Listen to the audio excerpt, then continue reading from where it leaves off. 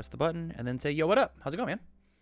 Hey, going well. What's happening? Nothing much. Just doing a couple deck doctors, and you've brought me a interesting Mina 1 life deck. You've brought me a Mina deck. So hit me with the elevator pitch. What's got you thinking Mina? Yeah. So I've kind of been playing around with Cannon Blast lately. Okay. That's kind of been the main idea here. So I tried it in Giro. Wasn't a huge fan of it there, but I was just kind of thinking, on life, it's pretty fun with Frog Lashing, like just getting to commit some face down foundations with Cannon Blast, then followed up with a Frog Lashing and ready them back up. Yeah. And Mina being able to just like snap it from my discard if I check it seemed like a pretty cool interaction, like either way, Cannon Blast or Frog Lashing. So then you don't really have to worry about committing out with the cannon if you build out some foundations afterwards. And I'm just kind of trying to learn how to play in different styles right now. I've done a lot on like good and air and death. I haven't messed around with life a lot, and this build has been more of a like, we poke 1 or 2 times and then just build out and just build up this massive wall, and I'm not used to that play style, so I'm kind of trying to play around with that a bit more. Makes sense to me. I dig that. I think that is totally chill. I am doing my best to do a bit of looking. I think this would be very hilarious.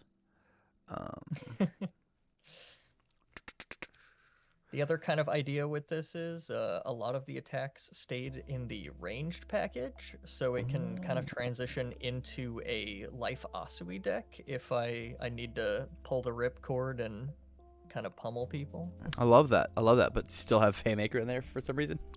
Oh, I guess you just take those out for frog kicks, huh? Yep. Huh, that's really cool. I actually like that a lot.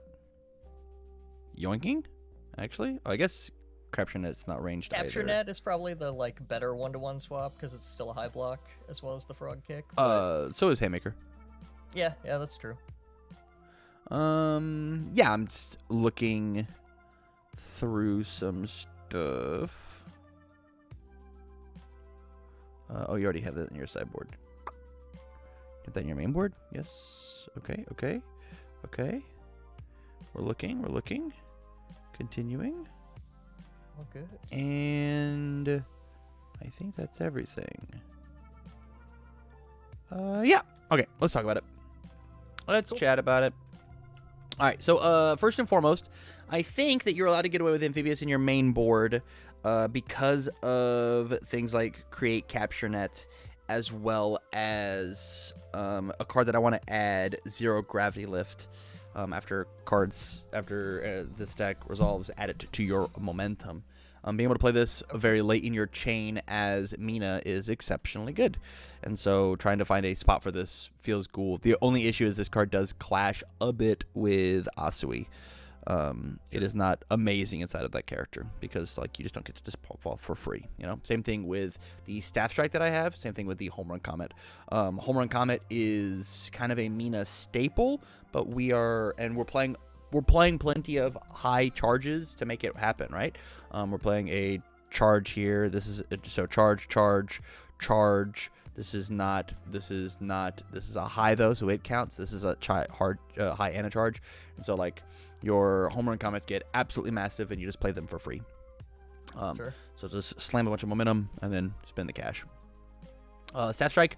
I played a Staff Strike Mina on stream the other day. There'll be a match coming out here relatively soon, depending on where you exist in the timeline. That was very fun, very cool, very, very awesome, but I don't know if this is the list to play that, but just realize that like it's an option that you have. It's an option, especially with Cannon Blast being a weapon. Making this thing not count towards progressive with Staff Strike is kind of fucked up. Yeah, I thought about Staff Strike, but like my main concern was like the living in magical Christmas land of thinking I could check it and then get the combo to pop off. Like having that kind of setup seemed a little rough to me. Yeah, it is easier than you think, but you definitely have to make the deck to do so. So just like if this ends up like not quite getting you there, instead of doing this stuff, you could turn it into a stat strat deck and sideboard it as Asui or not Asui, Momo instead. Oh, cool. Yeah. But besides that, I mean I like pretty much everything that you got going on. I like a lot of this.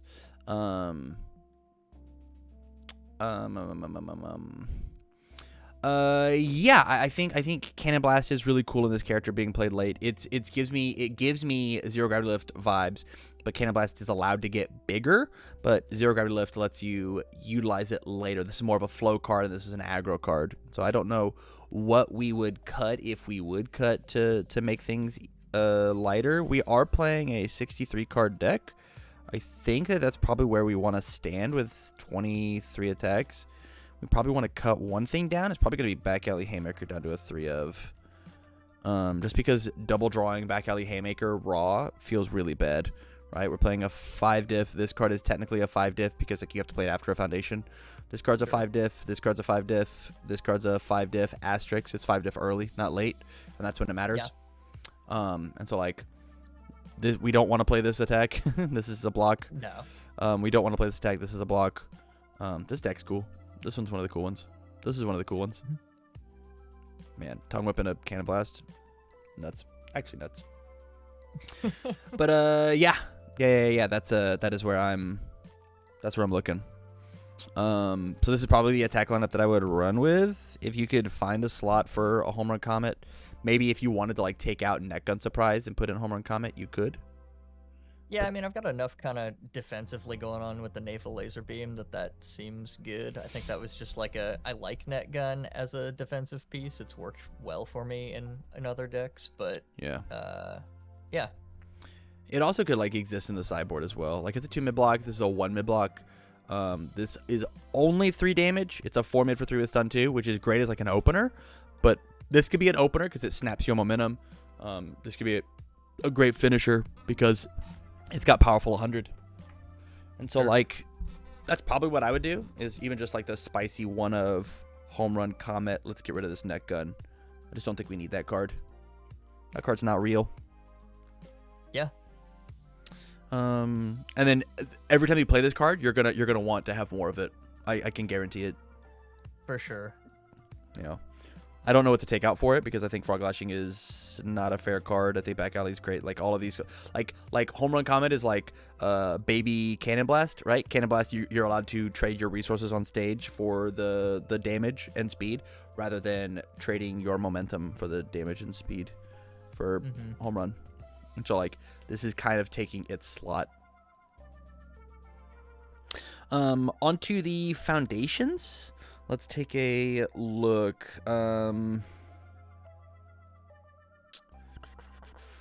Let's move on to assets. I don't think you need double Trishie Cape. I think one is perfect. I think you sideboard the other one if you think you're going to go to Deadlock. If you're going to go fight somebody late in the chain.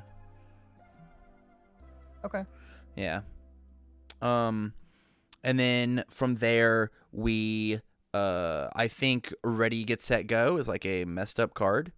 I think you maybe take out, or even maybe not, maybe just play the 4 Ready, Get, Set, Go in the main board, and then just like pop off as a 7 hand size life character. Just like building to this card on turn 1 is just not fair. It's just not fair, man. Yeah. And at bare minimum, they are cantrips, right? They just like replace themselves. Sure. Yeah. They are free. Yeah, I think that was a funny deck building decision of I only have 4 and I have them in my Air Giro right now, and I was like, do I really want to take them out of that for this? Fair. Well, you can only play one deck at a time, right? So let's sleeve them all the same colored sleeves and just swap them over. Yep. But that does mean we get to get rid of some of our high blocks. Because I want to try and get this back down to. I mean, we're at 65. 65 is probably an okay number to be playing.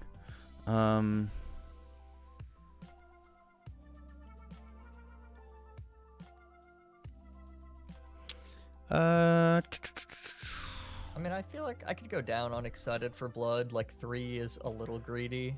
I think trying what I to want to cut do back on instead is high actually blocks. Someone with Style. Someone with Style down to a 2 of. I think this card's very good, but I think you just toss it into the sideboard if you really need it. That is making our Asui sideboard a little less consistent, but like this card is only fun. Or maybe you ready? You ready? Here's the compromise. Let's just do 3 ready, set, go. I mean, this card's messed up. Like it's not fair, genuinely. But like, we'll reset here. We should be at 63 cards now. Yeah, because we cut one. Here. I mean, this deck is going to be very aggressive, which is kind of what we want because of, like, how we're playing Mina. Like, we just get to play a free attack every turn. So we should be more aggressive than these other life decks. Yeah.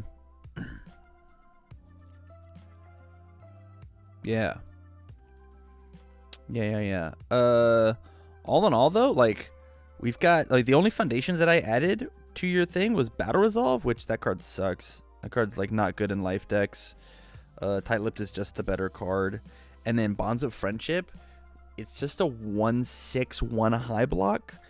But, like, I only added it in case we needed high blocks, and that's our most represented stat. And so, like, I don't necessarily think we need that.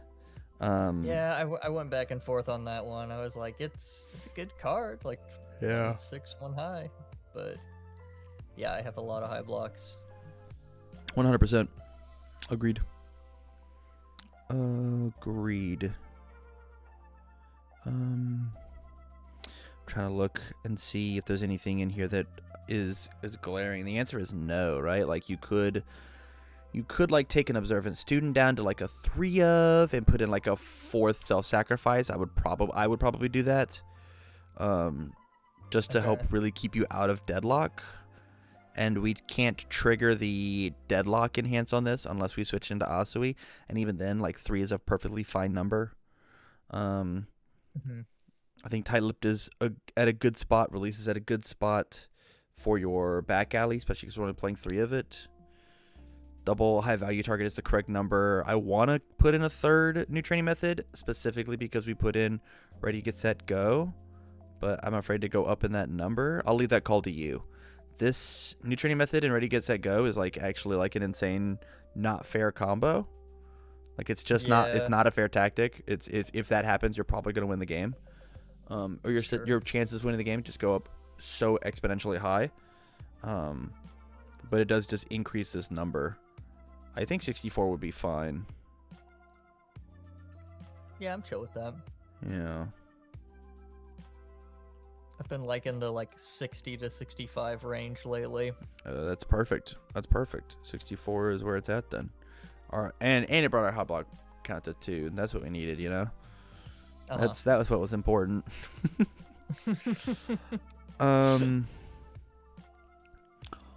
All in all, though, what are your thoughts?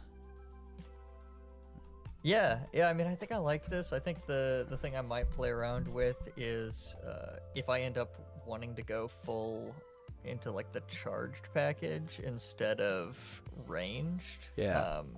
Maybe playing around with the attack lineup in that regard more. Fair. Totally fair. Yeah, like what do you I mean, you get more home run comets, right? Yeah. That's the main thing.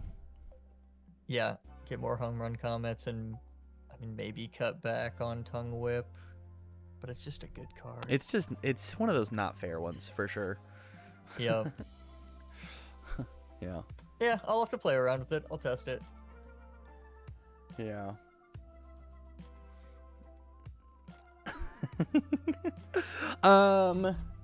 Yeah. I dig it.